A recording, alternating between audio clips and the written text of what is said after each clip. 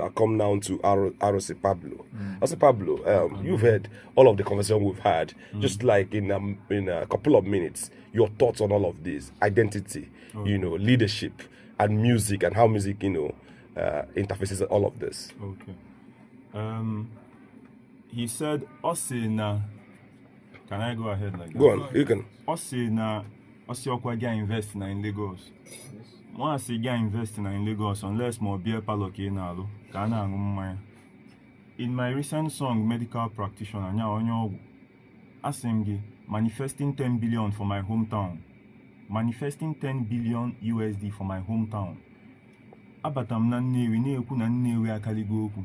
Ife njuwe na-ekwu ebu na nya bụ 10 billion adigo na Nnewi already. No development. Ha chozi akita ha lụọ a 1 billion USD hospital. Yes. Ndị Umuoji na ndị Oji otu ndị Idemmili abụ m onye Umuoji. Ọrịa ekene m unu Idemmili. Ndị Umuoji na ndị Idemmili gba ọkụ na New Nigerian Building. Greater Nigerian Building abi waiting. And they were trying to extort people before it will not happen in Igbo land. An Igbo man will use his money to build road. An Igbo man will use his money to build that fire service. An Igbo man, so bring that money back home is my thought on it. Manifesting 10 billion for my hometown. Nnewi akaligo okwu.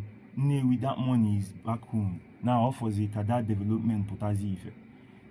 The role of music in it is that all the airwaves, all ife dị n'ikuku. Ndị makwa unu afa ya agwa nwa anyị ife dị n'ikuku bụ. Ọkwa ya abụ agwụ ya abụ nkwọ. No ife Nnewi na-azụ bụ nkwọ. Ifugo. Just so you know. Ifugo. No ife banye na mmụọ. So na mmụọ, the spiritual governs the physical. Onye ọbụla na-ekwu nke ma ndị ghọta ma ndị na-aghọtalụ na-ekwu ya. The spiritual governs the physical. And so yes, the music definitely has a strong intersection, and this movement of, I like to, in my post on my social media, Alusi Pablo, I like to always say, it's a fetish youth uprising from Anibu, from the land of the rising sun. It is a fetish youth uprising. Alusi Pablo reporting. All right, thank you so much for that. We are just getting started. Alusi Pablo, can you see the bar? If you didn't offer solo offer le. Tinye n'aka ka idozi ebe anyị, ọnwa kwenye edozi be anyị, bunata ego a na be anyị. Obodo 10 billion bata, insecurity enwere ike ịdị ya, ajọ ezi enwere ike ịdị ya, ọ ya bụ the best. 10 billion bata Umuoji, ọma nlotere Umuoji, ọ Idemmili North P. All right, very well. That's the size of our conversation this morning. Thanking you for listening. My name is Caleb Okekenyobi. Keep listening to Authority 91.9 FM, radio the way you like it. I'm Mazi Mbuka Amatu. You're welcome.